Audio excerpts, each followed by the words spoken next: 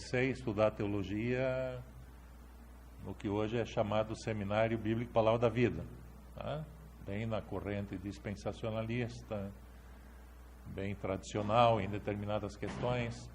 Eu lembro bem lá que as irmãs, que eram minhas colegas, elas eram boas para dirigir aula de escola dominical, até para ser missionárias. Algumas iniciaram o trabalho em campos missionários, lá no norte do Brasil, porque naquela época se formou o primeiro departamento de missões no Brasil numa escola de teologia. Foi um professor meu lá e ele estimulou muita gente, né? Então, eu vi mulheres em todos os cantos, menos no púlpito e menos no pastorado, né? Aí, depois de 4 anos de Palavra da Vida, eu me transferi para o seminário da minha denominação. E lá eu encontrei o oposto, né? Que eu tive colegas que eram feministas radicais, vou usar o termo radical e acentuar bem, e que viviam brigando principalmente com o apóstolo Paulo, né? Que Paulo era o maior desgraçado, porque ele falou que a mulher deve ficar calada na igreja, e assim vai, né?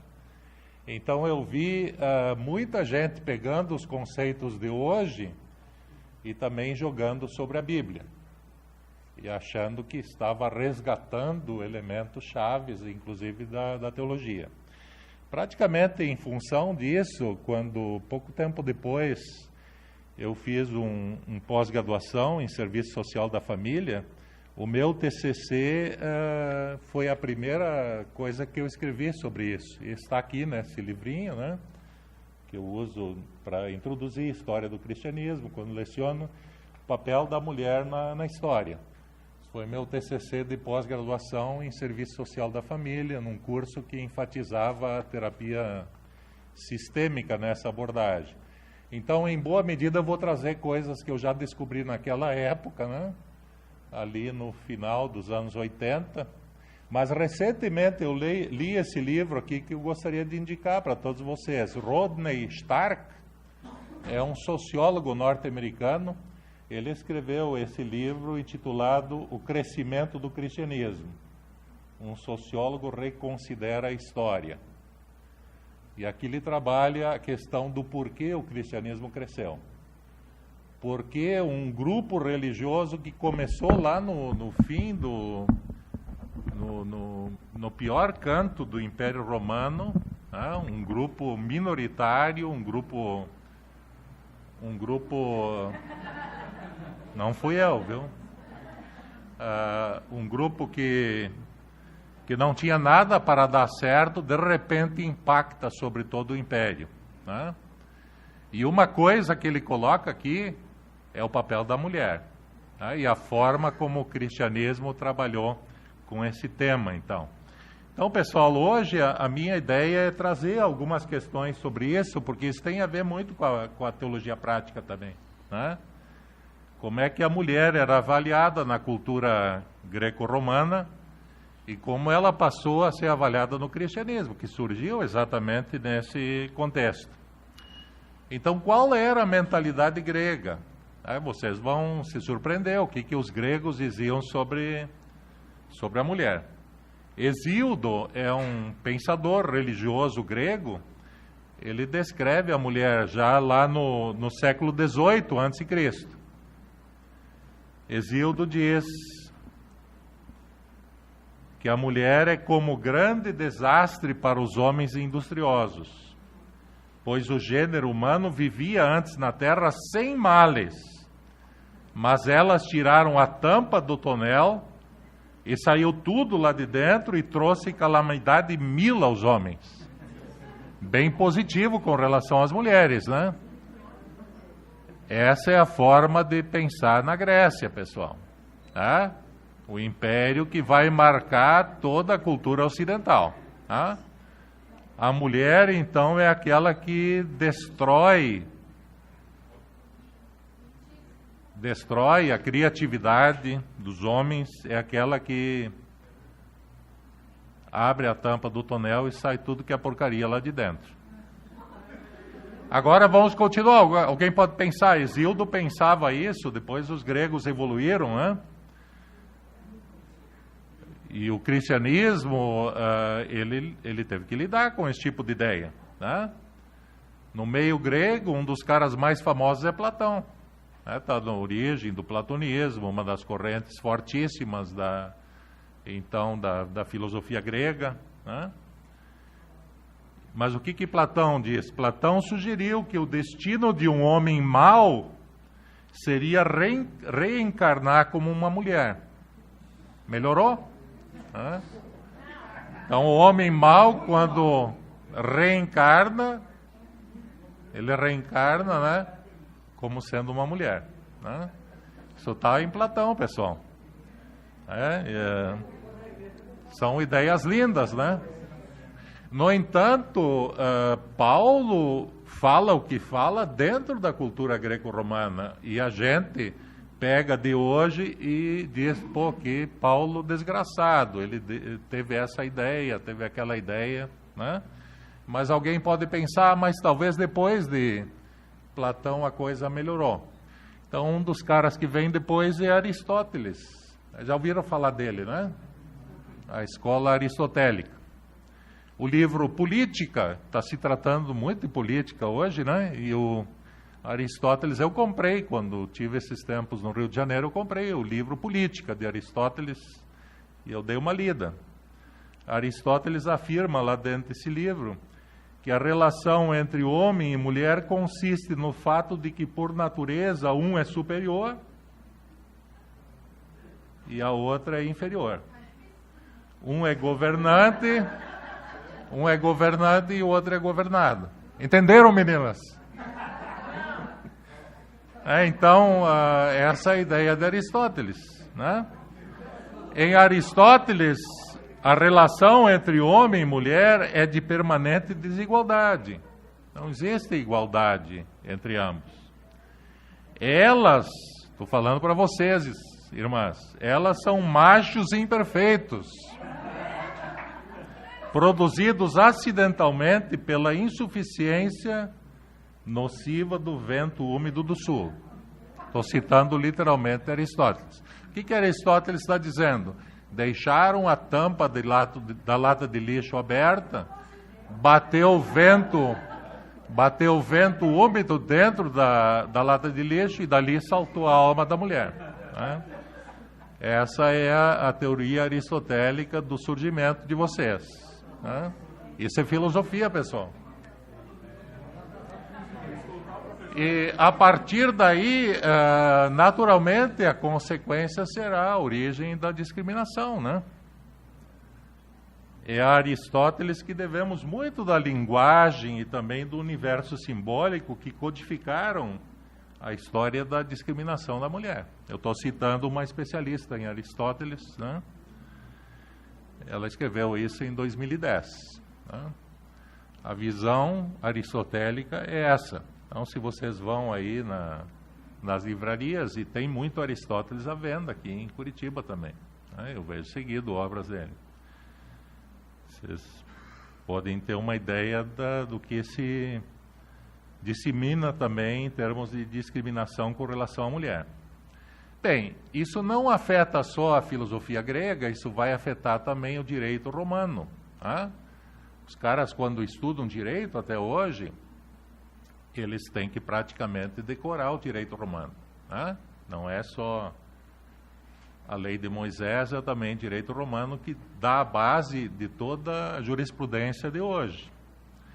No direito romano, o pai de família era o único cidadão total, o homem que fosse pai de família.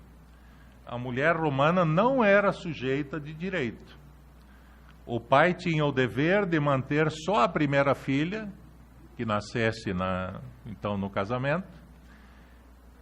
Ela tinha apenas o nome do pai, ela não tinha nome próprio, né? Ela é filha do tal e tal, e o feminicídio era normal. E essa frase é importante, foi o cristianismo que mudou isso. Os especialistas em direito romano, eles colocam isso. A maior influência do cristianismo foi nessa parte do direito romano, na jurisprudência romana, no que diz respeito à organização da família. Então, aquela imagem de pater família, né? É o homem que decide tudo em casa. A primeira filha tinha direito de sobrevivência quando do nascimento. A partir da segunda dependia da vontade dele, né? Então, se você é a segunda, terceira ou quarta filha dentro de uma família e tivesse nascido naquela época, você não estaria aí hoje, tá? A gente tem que ter essa clareza. E por quê? Porque lá no Império Romano não interessava ter mulher, elas só atrapalhavam, tá? Dentro da civilização romana, no Império, só interessava ter homens, porque o que valia dentro do Império é o braço forte do soldado que pudesse fortalecer a legião, tá? Então, por isso, as mulheres não têm valor, só a primeira filha tinha direito, né? Então, o que caracteriza a noção de prática romana nessa época era o feminicídio. A partir da segunda mulher na família, geralmente ela era morta, né? Então, alguns se escandalizam lá com eutanásia, na prática do nazismo, né? Isso no Império Romano se praticava.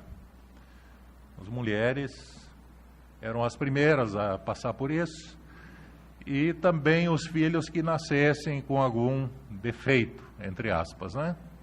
Se eles não tivessem tudo em ordem para poder servir no exército, eles também eram mortos na hora. Para que perder tempo investindo nesse cara aí que nem completo é, né?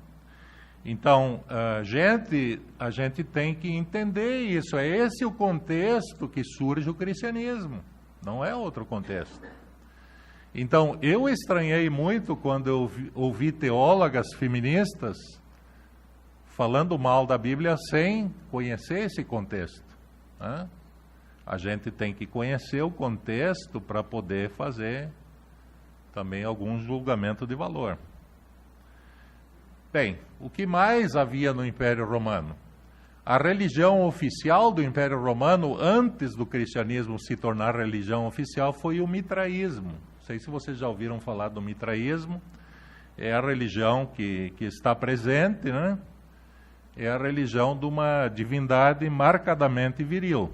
Celso, que foi o maior difamador do cristianismo, e que demorou 100 anos para receber uma resposta à altura, porque hoje está em português aí Contra Celso, que foi escrito 100 anos depois das acusações de Celso contra o cristianismo.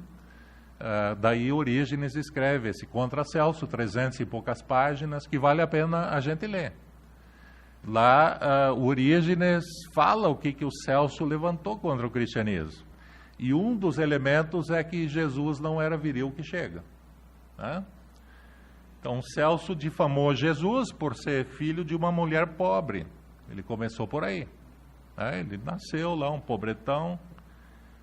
Essa mulher pobre teve que abandonar sua própria pátria, indo ser diarista no Egito. Essa é a acusação de Celso. Eu estou citando aqui Orígenes, né? A página exata, literalmente, é o que Orígenes coloca que Celso teria dito contra Cristo. Cristo, então, tinha falta de virilidade. Por isso, ele não deveria ser aceito dentro do Império Romano, inclusive como uma opção entre as outras. E aqui tem uma imagem do mitraísmo. Eu vi lá na cidade de Roma mesmo o templo a Mitras, né, que tem lá no subsolo, né, na região central. Mitras é esse soldado forte que na unha ele pega o touro brabo e ele mata o touro com uma facada, né? Então é o típico cara fortão, né, que mata fazendo força, né? E Mitras era o deus dos exércitos romanos. Ele era, de fato, cultuado entre as legiões. Então, isso também marcava a mentalidade romana nessa época, né? Esse era o culto religioso dos soldados, esta era a visão que eles tinham. Logo no século II se desenvolveu o gnosticismo, que surgiu, infelizmente, dentro do próprio cristianismo, né? mas que foi adotando também uma visão específica sobre a mulher. No século II nós temos o gnosticismo, as várias correntes gnósticas, e o gnosticismo vê a queda em pecado como queda para dentro do mundo material. Antes só existiam almas puras, e agora há a queda, e o ser humano é escravizado, então tem sua alma escravizada a um corpo. O gnosticismo vai condenar o casamento, vai condenar a procriação como sendo elementos que prendem o ser humano ao mundo material. Portanto, são elementos negativos. E a própria fisiologia feminina foi vista a partir dessa ótica. Porque a alma pura dos homens masculinos, né, ela é aprisionada num corpo decadente por culpa das mulheres. Porque as almas puras antes andavam soltas por aí, e é a mulher, quando engravida, que força uma alma pura a se prender a um corpo material. Por isso, o gnosticismo vai encarar negativamente a mulher também. Vai encarar negativamente a sexualidade, vai encarar negativamente a procriação. Marcião, que foi o grande herege do século II, né? Ele vai levar isso às últimas consequências. Ele vai ver uma enorme brutalidade ligada à procriação humana. E ele analisa a fisiologia feminina, ele diz literalmente isso aí. E por nós termos que nascer dentro do ventre das mulheres, nós nascemos entre urinas e fezes. Tá? O útero está lá, entre a bexiga e os intestinos. Tá? Ele vai ser um fisiologista que vai acusar também as mulheres por essa ótica, só pela observação da fisiologia humana, da fisiologia feminina. E Marcião, né, que desafiou a igreja também a estabelecer a questão do cânon bíblico, né? Se entrar por aí a nossa discussão vai longe, né? Ele vai dizer, olha, essa divindade inferior que está ligada ao mundo material, é um Deus que não tem tanto valor, por isso ele dá o nome de demiurgo a essa divindade. Ele é também responsável pelo sofrimento e infelicidade no mundo e, portanto, também é responsável pelo nascimento físico, né, que nós temos dentro do corpo da mulher, da mãe, dentro dessas condições. Então, a mulher é materializadora, né? É pela mulher que o mundo material foi visto como mal. Isso repercute sobre a mulher, que é o instrumento da materialização. São elas que nos dão a luz, né? Então, essa visão condenava o matrimônio e a procriação, fisiologia feminina, então seria a comprovação disso. Talvez lá em 1 Timóteo 4, eu li na segunda-feira, gravei uma aula sobre isso, né? 1 Timóteo 4 fala disso aí, que ali é dito que tem gente que está proibindo o matrimônio, né? É uma visão negativa que está surgindo com relação ao matrimônio, talvez por influência dessas ideias. Então, gente, eu estou trazendo tudo isso para a gente ter uma visão ampla do que recai sobre a mulher, né? Quando vem a acusação e a limitação também do ministério da mulher mais tarde. Agora, a posição da mulher no cristianismo. O cristianismo era extraordinariamente atraente, pois nessa subcultura as mulheres tinham status mais elevados do que no mundo greco-romano, né?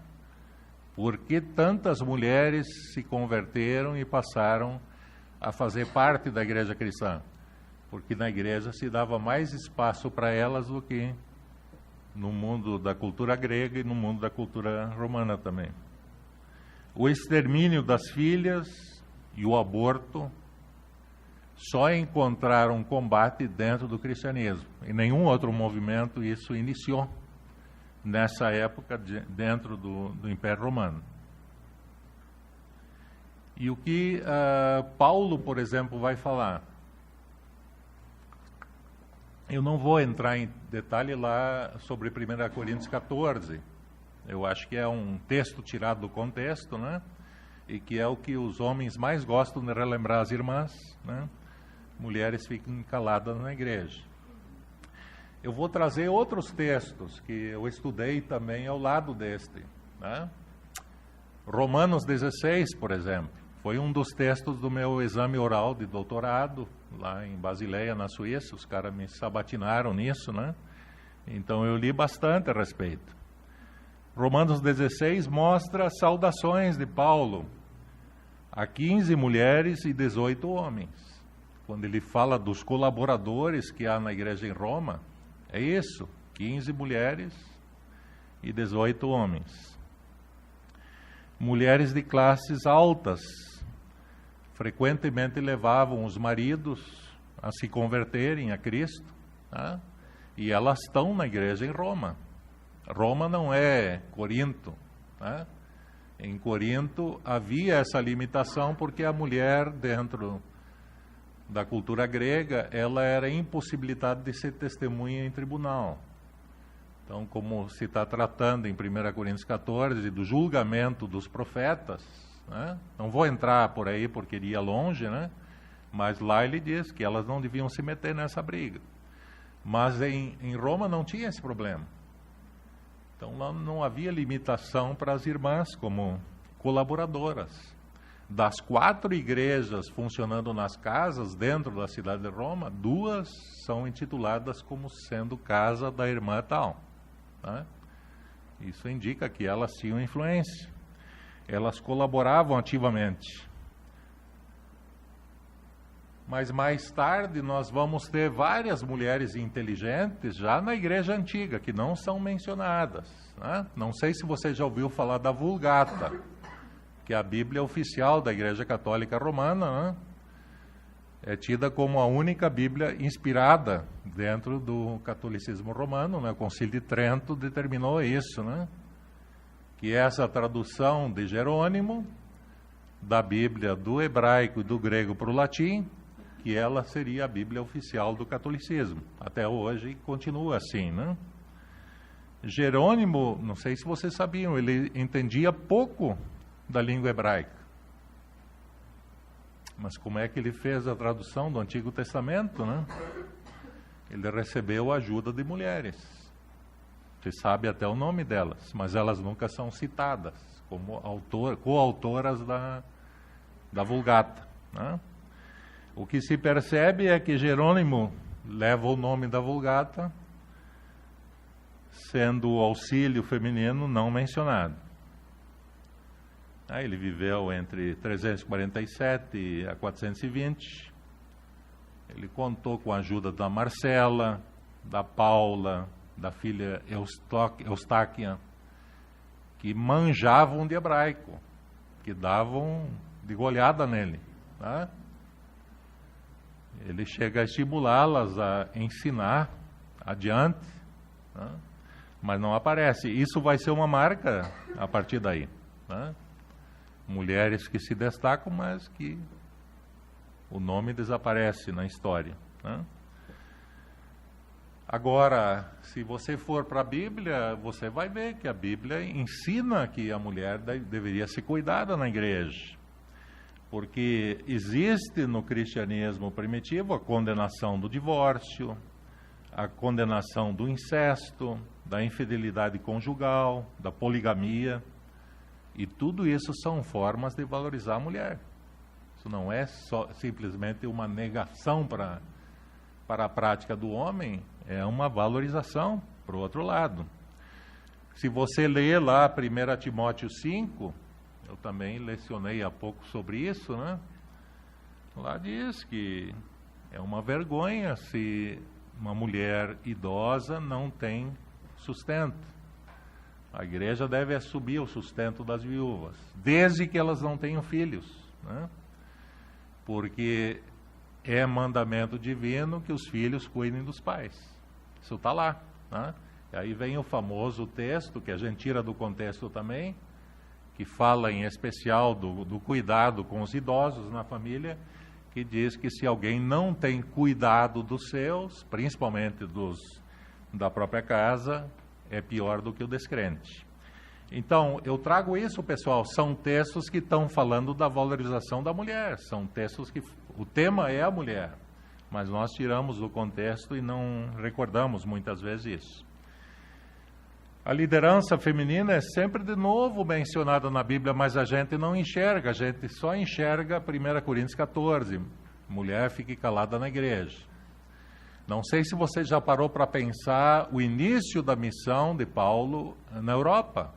A primeira cidade por onde ele entra é Filipos, lá no norte da Grécia. E o que acontece em Filipos? Em Filipos, a primeira pessoa que acolhe Paulo é uma tal de Lídia. É um homem, é uma mulher. Depois tem uma menina que só incomodou Paulo no início, aquela escrava que era adivinhadora, que provocou Paulo todo o tempo. Então, uma escrava que dava lucro para os donos, e há uma terceira conversão que acontece lá em Atos 16, que é a conversão de um suicida, em potencial. O carcereiro suicida, Ele queria se matar, e Paulo diz, não te faças nenhum mal. A igreja de Filipos começou por essa turminha. Lídia, uma escrava explorada e um carcereiro suicida. A quem você entregaria a liderança dessa igreja? Eu acho que certamente Lídia desempenhou um papel importante. E quando você vê a carta aos Filipenses, você vai notar isso se prestar atenção. As coisas não estão andando como devem lá em Filipos, por quê? Porque duas mulheres não estão acertando. Uma tal de Evódia e de Sintique. Então, são mulheres bíblicas, só que eu nunca vi nenhuma criança com esse nome. Mas eram líderes da igreja de Filipos. A mulher está muito presente na missão. Se você ver Lídia, se você vê esse pessoal, certamente eles estavam na ponta da missão. Filipos foi um centro irradiador do cristianismo. Jesus também, ele deu atenção especial às mulheres. As conversas mais longas que Jesus teve foi com mulheres, não foi com homens, não. Ele conversou em particular com mulheres, o que era proibido para os judeus fazer. Ele falou com uma tal de samaritana, que tinha tido vários maridos, pegava mal falar com uma mulher assim, lá em João 4, Ele protegeu uma adúltera, que havia razões legais para matar na hora, João 8. E ele deixou até que uma tal de Maria de Betânia sentasse aos pés dele, que é sinal que ela era aluna preferencial dele. Então, a mulher na Bíblia e no cristianismo primitivo, ela foi dignificada, porque homens e mulheres são feitos da mesma substância. E nisso o cristianismo difere, o judaísmo também. O barro que fez um e fez outro é o mesmo. Não diz lá que ela foi feita com barro de pior qualidade, como aparece aparentemente na linguagem filosófica grega. Então, matrimônio e procriação são vistos como belos na Bíblia. Existe complementação e companheirismo entre homem e mulher. A mulher é dignificada e também dignificadora de acordo com a Bíblia. E as redes de comunicação das mulheres é que foram os canais de divulgação ampla do cristianismo também desde o início. Pessoal, então eu queria trazer isso aqui para a nossa reflexão. Eu acho que vale a pena a gente analisar o cristianismo à luz de como era a época. E esse é um desafio que eu trago para vocês, que a gente realmente valorize também o que a própria Bíblia ensina, e também a história da igreja sobre o valor da mulher de acordo com a perspectiva dos primeiros cristãos. Obrigado.